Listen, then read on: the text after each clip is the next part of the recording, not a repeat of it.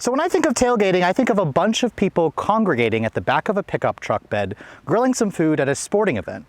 But of course, there's the American way of tailgating, and then there's also the Rolls-Royce way of tailgating. As you can see, this big purple beast is the Rolls-Royce Cullinan, which Rolls-Royce has sent me for the week to test. And on its long list of options, this particular one here has an option that's called the viewing suite, which is designed to make tailgating even more fancy. Because remember, this is supposed to be the fanciest SUV on the planet. Now, this option that you're seeing here as it pops out of this tray is nearly $20,000 extra.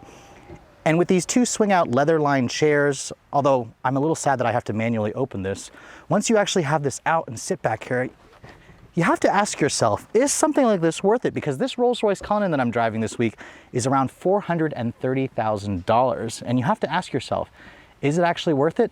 Stay tuned to find out. Rob, where's my champagne flute? You get water. Hey, look, I actually caught it.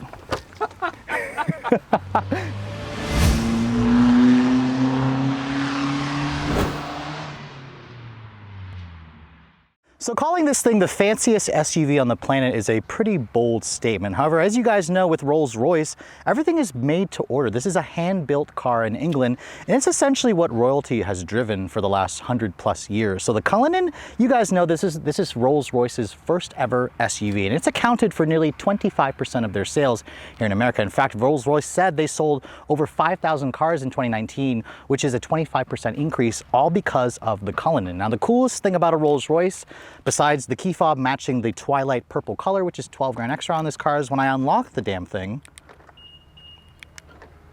the Spirit of Ecstasy badge pops out or goes away depending on if the car is locked or unlocked. If you also try to steal the badge, it'll actually go back and retract itself so nobody can steal it. Now, by the way, this is just the pure silver badge. If you'd like, Rolls-Royce will allow you to option this out to be a gold badge, real gold, or carbon fiber, which I'm sure is like another $10,000 extra. Now, as you can see, my tester here is twilight purple. It's one of those customizable colors for $12,000 extra.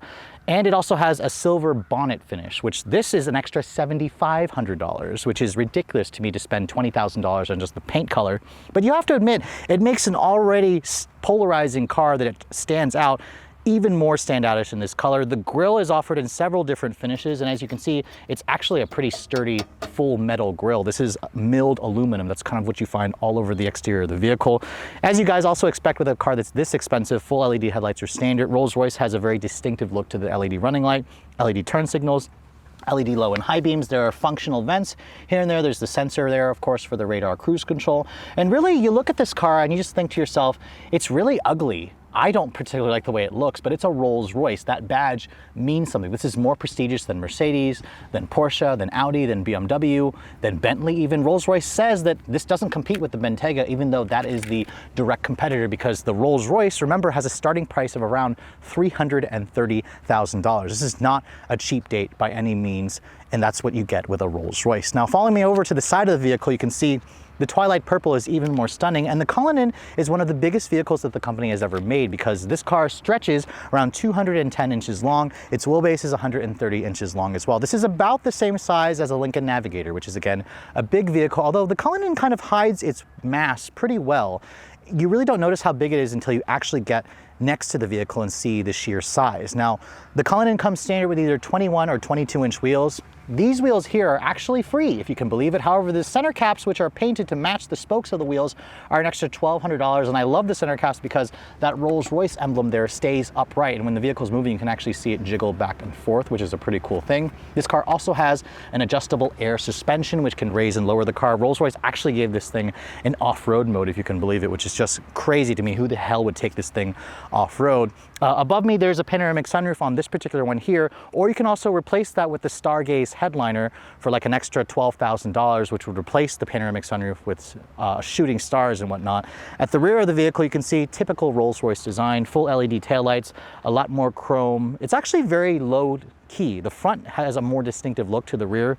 You have these nicely integrated exhausts, which has kind of like an exhaust trim, but it's actually a quad look to the exhaust system. This car, as you guys know, has a V12 engine. Now at the back, I showed you guys this in the intro. I'll show you to you guys again. The cargo area, Rolls-Royce gives you a split tailgate design, and this viewing suite for an extra 12 grand that I showed you earlier takes up a good amount of space. I actually couldn't find numbers in terms of cargo volume back here, but as you can see, you can option up this car to whatever you'd like. You can actually get a refrigerator back here, which would eat into the space even more.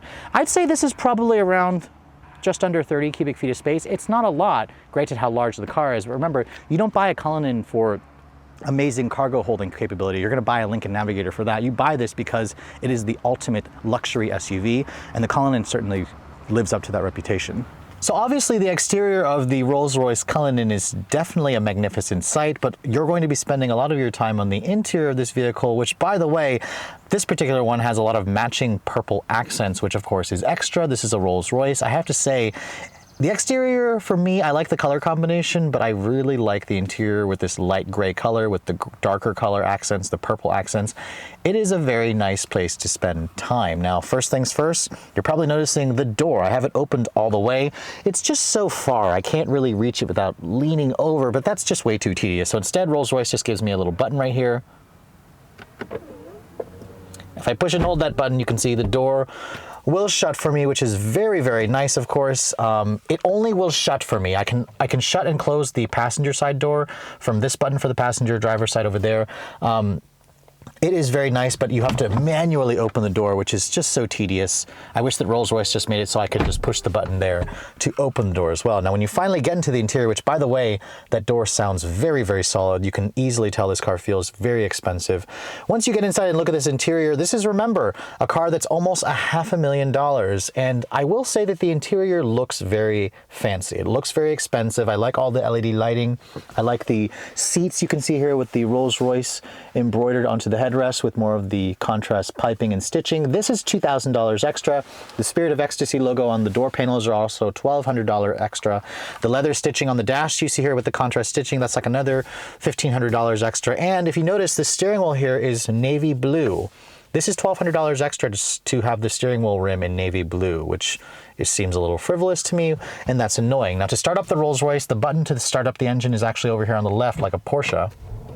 But when you start the car up, you literally don't even hear it start up. It's very electric motor smooth in here. The Spirit of Ecstasy logo, of course, is right there in your line of sight. That constantly reminds you that you're driving a Rolls-Royce. And the one disappointment with a lot of Rolls-Royce products actually has to do with the technology aspect. If you guys are looking for the most elaborate, new, modern infotainment systems, Rolls-Royce just doesn't have it. This is the older version of BMW's iDrive, of course. They don't call it that, but remember, Rolls-Royce is owned by BMW. It is missing wireless Apple CarPlay or Android Auto, or any version of Android Auto or Apple CarPlay. For some reason, Rolls-Royce just doesn't incorporate it into their system, and I think that needs to change tremendously. I think that's a huge omission that even the Rolls-Royce buyer, I think, is going to want. So I think they definitely need to fix that. As you can see here, if you just go to the GPS in this car, let's look at the map display here. It's literally BMW, which is not a bad thing. It's a pretty decent looking display. This is 10.25 inches in size, which is a little bit small. I expected this to be a 12-inch. This over here on the instrument panel looks like a bunch of traditional dials, but it's actually a digital display behind there. And the power reserve, that's always a Rolls-Royce thing. They don't like to show any engine stress like a tachometer. So instead, whenever you put your foot down, it just changes based on your throttle input, which it won't show anything right now because I'm not in gear, obviously. The rest of this interior has a lot of bespoke materials. You've got real wood, real leather everywhere. This is milled aluminum trim. Even like the gauge vents, if you want to close and open them, this feels incredibly solid, very nice. The climate control system, there's 4 zones in this car. It's automatic, but again, Rolls-Royce uses like a soft, medium, high, max for the fan speed, and then you've got the 2 separate temperature dials here, which I imagine one of them is probably for face and one is for your feet, perhaps. There's a lot of very nice high quality knobs and buttons over here. Your door lock switch is over here, hazard is over here, and then this right here is the big volume knob, which is nice. When you put the vehicle into reverse, you can see this car does give you a full 360 camera, which the resolution quality is pretty good. This is what I expect from a lot of current BMW products, so this is good where they kind of use that. There's even a door lid here that can close if you guys want to cover up the infotainment system if you guys would like. Now, in terms of the materials here on the door, you can see it's all leather, real wood. You've got the 16 speaker, 1300 watt watt bespoke audio system, which is 10 grand extra. It sounds fairly good. It's pretty comparable to the last Burmester Bang & Olufsen sound system that I've tested in some other premium cars. All the leather stitching is kind of accentuated down on the lower door panels. You even have purple leather over here on the inner part of the door panels, which is nice. The window controls feel very high quality. It's all metal switchgear, of course. Mirror controls over there. This controls your headlight controls. That's for the full driver assistance suite, which is optional, although my car has it, so it's got adaptive cruise control, automatic emergency braking, etc. Rolls-Royce has been kind of fixing that a little bit. There's heated and cooled seats, as you can see, and like a lot of European cars, you can turn on the heated seats with the cooled seats at the same time. A heated steering wheel, which is only one level. And then down here you can see there's 3-person or 2-person memory seats, and you also have memory on the other side. And this button over here, if I push that, gives me the massaging feature, which is also very nice. This entire system is fairly easy to use. It's also a touchscreen on certain aspects. Like I can't scroll around like that, but it is a touchscreen if I prefer to use that. But if you want to scroll through that, you have to use the dial.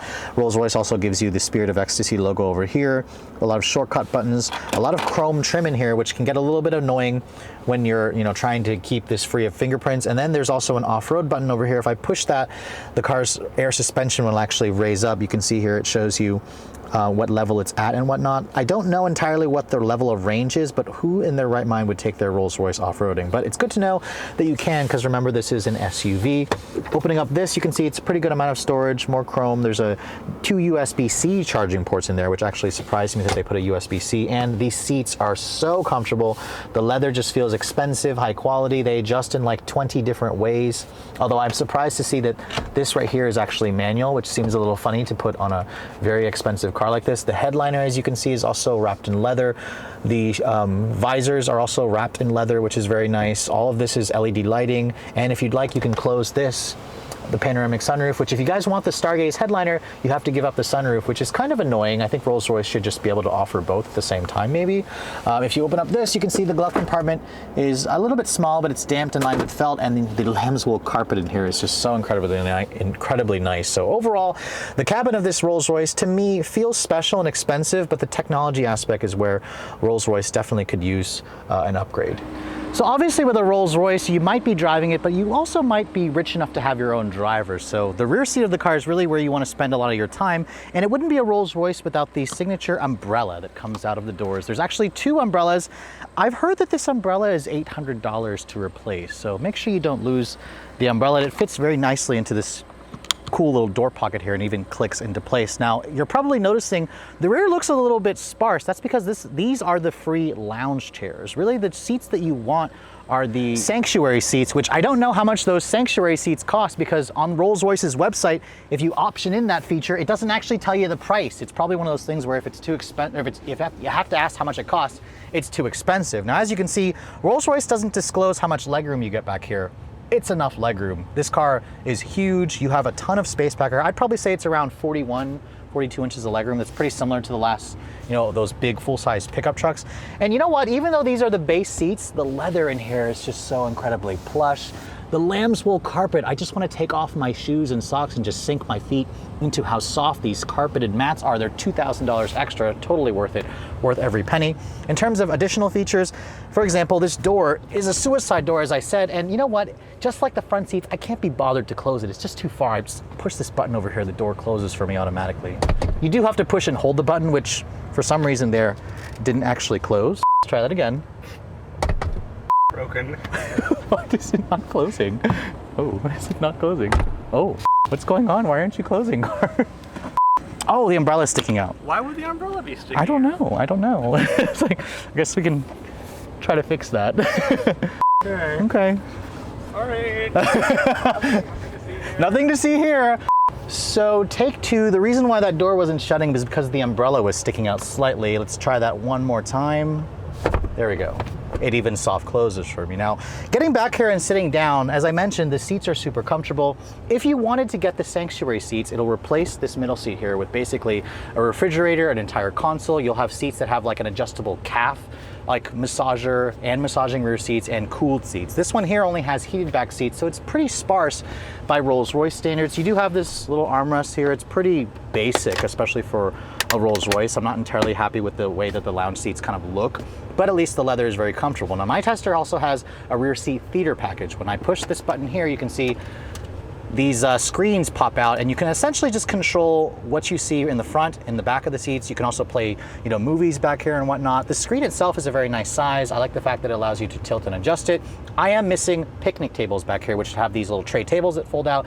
It would allow me to get some work done, so I'm a little sad that that's not option on this particular one here. The Pano Sunroof, however, is very nice. However, if you want, you can also get the Star Bright headliner, which would replace the Pano Sunroof with these fiber optic lights that creates the image of a shooting star. I think that's a pretty cool thing.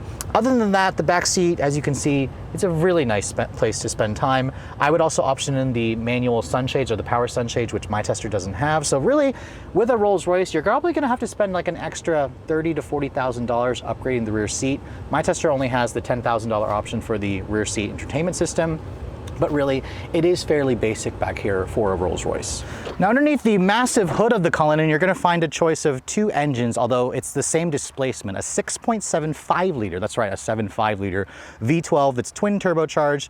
Now, the big news for 2020 is the black badge model, which I actually showed you guys a first look last year. That makes 600 horsepower, which is around 40 more than the base engine, which I have here. This still makes a really nice 563 horsepower and 627 pound-feet of torque. The numbers don't really matter. Just know that it's a twin turbocharged V12. Of course, it's hand built. It comes standard with all-wheel drive. It all goes out through an 8-speed automatic transmission. It's the ZF 8-speed that we all know and like. Now, fuel economy, in case you guys are wondering, is rated at 12 in the city, which is awful, but a not so awful 20 mpg on the highway. This is actually better mpg than what you're gonna get in like a G-Wagon, a G63, and the Bentley Bentayga with the W12, the 12-cylinder engine. Now, the Rolls-Royce Cullinan will also tow a maximum of 7,725 pounds, so this thing is an SUV. It can actually do SUV things, and of course, with something that's this big, it's pretty damn heavy. This thing weighs over 3 tons at around 6,069 pounds. So here I am driving the most expensive press car that I've ever gotten in my local hometown. I mean, last month McLaren gave me the GT, which was, over $250,000. Rolls-Royce figures they would top that at almost $500,000. And I have to say, driving around a car like this really, really, really makes me fall in love with what I do again, all over again, because this is literally what the 1% of people drive. And it's kind of surreal, so I feel very privileged, very lucky to be able to drive something like this. It's just such a cool experience. And even the stares and the people looking at this thing. Sometimes you get some people looking like rolling their eyes, but then other times you get people just doing a double take, because I think it's this car's purple color that really just gets a lot of attention. It is very much bespoke. It is very unique, but I drove a Cullinan last year at a BMW press event, but that was a really short drive. It was like I only had maybe an hour or two with the car. After having the Rolls-Royce Cullinan for about 3 days, 3 short days that go by very quickly, I have to say, this is a car that makes you feel special. It drives special, it rides like a dream. I mean, Rolls-Royce calls it a magic carpet ride for a reason. Even right now, I've got the audio system off, obviously. I'm just kind of cruising along. It is just so incredibly smooth in this thing. So smooth, so quiet. The V12 just offers an electric motor smoothness that you don't get with any other gasoline combustion engine. The 8-speed auto is super smooth. The V12 makes very little noise. I mean, sure, I wish that it had more of like a performance feel to it. The Cullinan Black Badge, which I haven't had a chance to drive, is supposed to deliver that. But you don't buy a Rolls-Royce to go, sporty driving. This is not a sporty car. This is a car that coddles you, that is such an incredible, cruiser. I'm sitting here getting a massage. The seats are so plush. The ride, even though it's on 22-inch wheels with the air suspension, this is a car that has the best ride quality that I've ever ridden in, without a doubt. So Rolls-Royce always nails their magic carpet ride quality easily.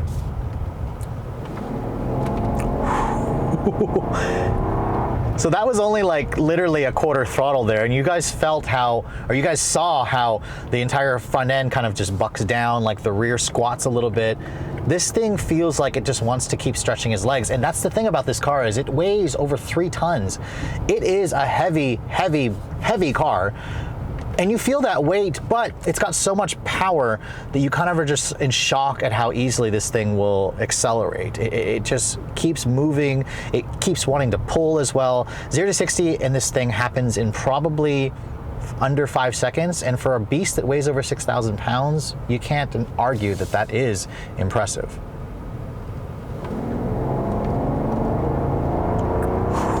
And you know what? Even though this engine makes very little noise, when it actually does start to, rev up, I like the noise it makes. Anything with a V12 is an inherently smooth engine. It's two inline sixes that are merged at a V angle, so obviously this is going to be smooth.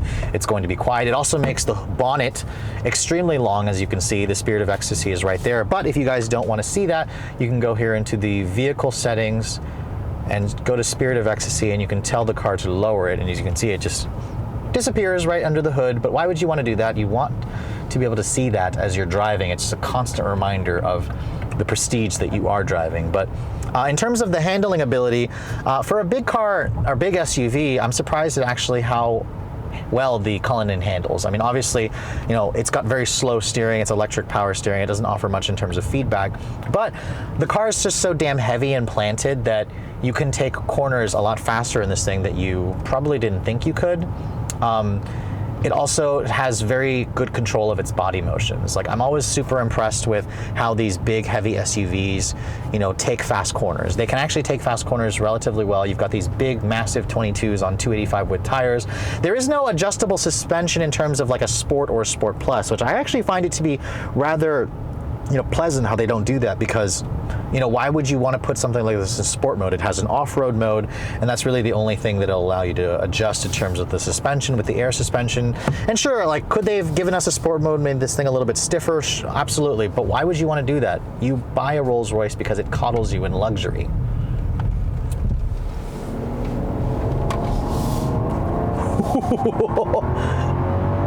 Oh my God.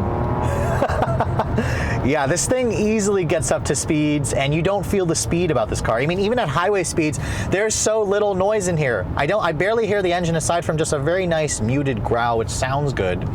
And everything else about it is just so premium. It just feels like everything else is below you in terms of prestige with Rolls-Royce. So, when Rolls-Royce likes to say, oh, we don't have any competition, we're at the top of our game, they're kind of right, although I will say that I haven't driven a modern Bentley, so I'll have to wait and see. I mean, obviously the Bentayga is its closest competitor for me, but even the Bentayga is like $100,000 less expensive than this car. Like $500,000 for an SUV just seems rather crazy, but it's Rolls-Royce, so you better be crazy and rich to be able to afford something like this. Now, in terms of the fuel economy, I'd mentioned that it's rated to 12 city, 20 highway. On the highway, I actually got 22 mpg in this thing. That is not bad considering how big and how heavy this thing is. Now, in the mixed driving, city and highway, I got around 14 mpg, so not great mpg obviously, but it's still not bad for what it is.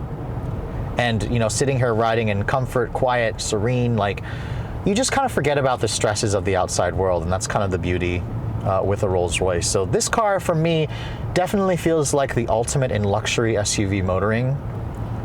You just better be able to pay a pretty damn penny for it, because this car is literally 10 times the price of something like, for example, like a Toyota Highlander or a Volkswagen Atlas, which you obviously can't compare the two, but you have to ask yourself, is this thing actually worth 10 times the price?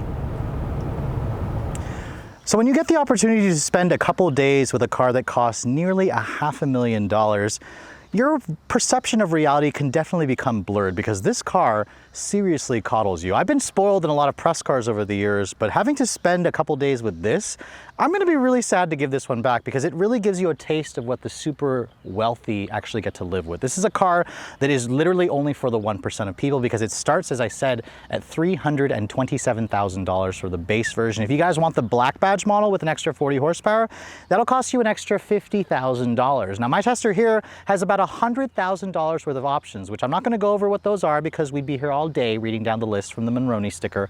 But you should know that this is a car that's going to obviously coddle you. It makes a statement, painted in this bright shade of purple, which I actually kind of love, although some people have told me it reminds them of Barney, which I can kind of see it.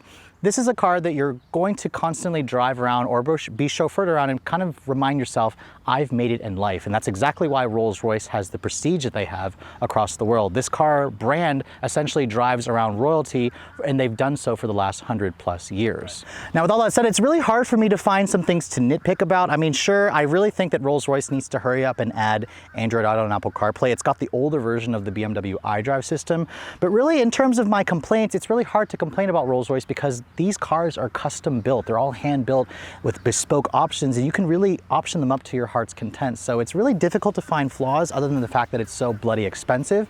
But if you can afford something like this, you're not gonna be worried about the cost, you're not gonna be worried about the fuel economy, you're not gonna be worried about the value proposition, because you're buying this because it's a Rolls-Royce. You're buying it for the prestigious badge. But with all that said, I hope you guys have enjoyed my full overview on the 2020 Rolls-Royce Cullinan. If you're also looking to see the latest cars I'm testing, be sure to follow me on Instagram at Redline_reviews. Like us on Facebook, and as always guys, please keep subscribing to the Redline Reviews YouTube channel for all the latest reviews. Thank you so much for watching. I'll catch you all in the next video.